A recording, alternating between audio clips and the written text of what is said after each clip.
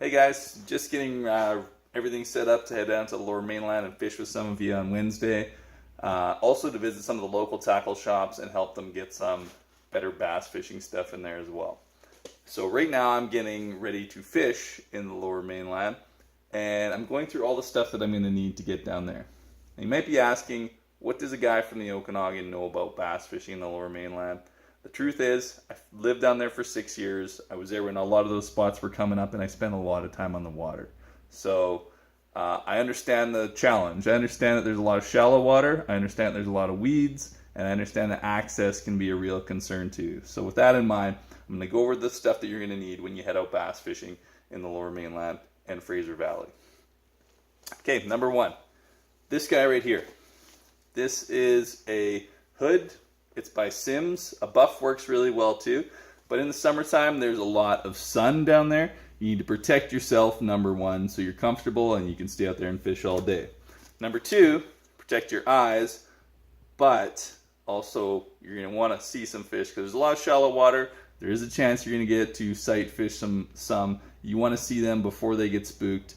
Get good lenses here. I got these Strike King ones with the amber lens. They're great. Get a pair such as these, and you will be set once you're out there. And you'll also protect your eyes in case a hook comes flying your way.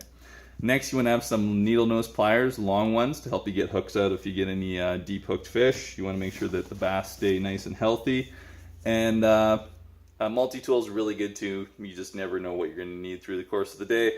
That's good to have as well. I like a marker too. I noticed that orange seems to be a popular color in the Lower Mainland with the bass. So this is my little secret weapon. I wasn't going to show you, but I dug it out and here it is.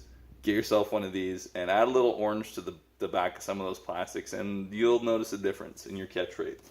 Now, as far as the baits themselves, I'm going to go with the standards first that you should definitely have in the Lower Mainland.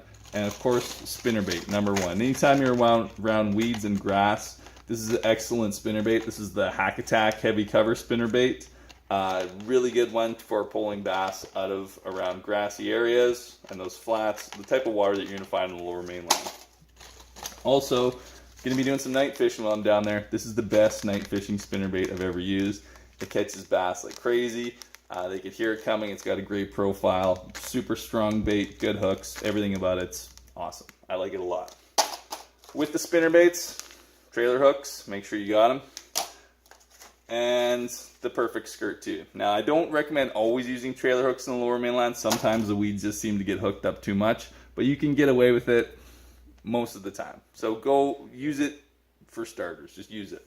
Another good thing to use in the Lower Mainland is a football jig. They're really good around heavy cover. If you're working on flipping, that's the go-to bait right there. On the back of this, I use these this time of year. This is a chunk, a senior chunk, and this is the color. This is a great summertime color. It's got that orange. A lot of the crayfish in the summer, in BC in general, I've noticed have orange on their claws. So this is the best way to match that. Get that orange up there. It's going to show the bass exactly what they're used to seeing and eating. This is a good color too. It's got some greens and some chartreuse. It matches the color of the shells of the crayfish this time of year. Another good bait for fishing heavy cover is a swim bait for doing some covering some water. I'm going to use both colors. I've got two here. I've got Sexy Shad and KVD Magic. I'm going to use them both, and I'm going to be using them on my lighter swim bait head here. This is only 1/8 of an ounce, and that's because the water's shallow. I'm also going to be bringing along some wide gap swim bait hooks where I can Texas rig the swim baits if the weeds are too thick that I can't get away with these. But I try to use these as much as I can because they just have a better hookup ratio than the Texas rigged one. So I prefer to use these when I can.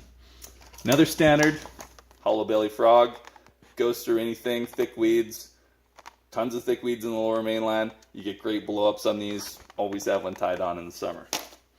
Buzzbait, yeah, I'm gonna bring one too. Night fishing, gotta. Flipping tubes, I'm gonna bring these. They're good to have to go along with the flipping tubes. I'm gonna need some flipping hooks. These heavy cover flipping hooks that Strike King makes, great hooks.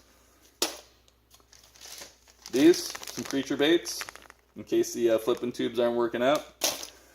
And of course, if you're flipping tubes and creature baits, you're going to need these. Tungsten hooks. This is the 1/2 ounce, lighter one. I'll use this as much as I can get away with. But if I get to some thick mats and some thick weeds, I'm going to bump it up to a 3/4 ounce. Let's see, anything else? Probably last, no, there's a couple more things actually. Firstly, stick baits. Another staple for the Lower Mainland. These guys, you gotta have one tied on, especially if you're a spinning rod guy. This is the bait for you in the Lower Mainland. They don't go through weeds that well, but they fish really well along weed edges, and you just gotta let them sink. They call them the idiot bait because they're so easy to use. They are. Like, you just cast it out, let it do all the work, and you'll catch fish. So I'm bringing these. I'm bringing them in 2 colors because I am going to be bringing a spinning rod. I want to show guys how it's done, not just the bait cast guys. I'm looking out for you spinning guys too. And then finally some rage toads as well. Awesome baits. When I can get away with using these, I will use these over the hollow belly frog, but they don't go through the really thick weeds as well. But if it's kind of thinner and mixed up, I'll use these. Good night bait too. And I think that's it. I'm just going to bring some of these rage craws just for the heck of it. They have a killer action. It's not really the color I use in the summer, but I'm going to give them a shot. And I think that is about it. So that's what I'm bringing to the Lower Mainland. I will hope to see you on Wednesday when we meet at Area 5152. That's Pitt Marsh, Grant Meadows. Grant Narrows. We're gonna meet out by the gate I'll be there at 4. You can show up anytime you like. We're gonna take off at about 5-ish. We're gonna check out the local waters there. I'm gonna go over some different techniques. We'll talk. We'll go over different bass techniques. You can pick my brain about anything you want. And yeah, I'm looking forward to having a really good time on the water and seeing the rest of you there. Thanks for watching.